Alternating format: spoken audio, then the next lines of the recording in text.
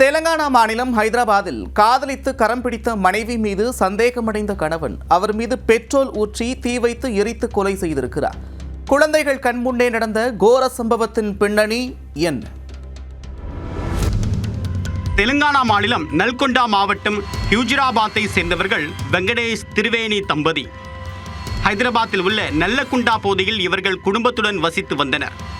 10 ஆண்டுகளுக்கு முன்பு காதலித்து திருமணம் செய்த இவர்களுக்கு ஒரு மகள் ஒரு மகன் என்று 2 குழந்தைகளும் உள்ளனர்.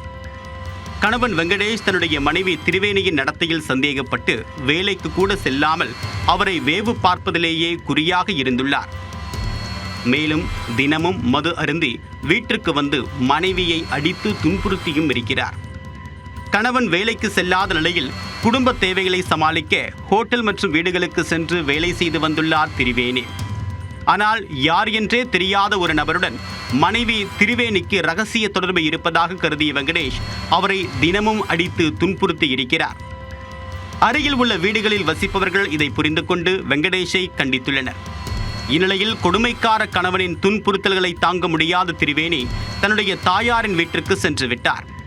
ஓரிரு நாட்களில் மனைவியின் வீட்டிற்கு சென்ற வெங்கடேஷ் நான் மாறிவிட்டேன் என்றும் இனி நன்றாக பார்த்துக் கொள்வேன் என்று சொல்லி மனைவியை நம்ப வைத்து திரிவேணியை ஹைதராபாத்திற்கு அழைத்து வந்துள்ளார். ஆனால் மீண்டும் மது அருந்தி வீட்டிற்கு வந்த வெங்கடேஷ் மனைவியுடன் சண்டை போட்டு அவரை கொடுமையாக தாக்கியிருக்கிறார். அதன் பிறகும் போதை வெறியில் திரிவேணியின் உடலில் பெட்ரோல் ஊற்றி தீ வைத்திருக்கிறார். வீட்டிற்குள் குழந்தைகள் கண்முன்னே இந்த சம்பவம் நடந்துள்ளது. தாயார் மீது தீ வைப்பதை தடுக்க முயன்ற பெண் குழந்தையை தீயில் தள்ளிவிட்டு இருக்கிறார் வெங்கடேஷ். வீட்டிற்குள் மனைவி தீயில் எரிந்து கொண்டிருக்க மகளை வீட்டிற்குள் வைத்து பூட்டிவிட்டு மகனை மட்டும் அழைத்து கொண்டு அங்கிருந்து தப்பி ஓடிவிட்டார். வீட்டிற்குள் இருந்து புகை மற்றும் அலறல் சத்தம் வருவதை அருகே இருந்தவர்கள் பார்த்து கதவை உடைத்து உள்ளே சென்றனர்.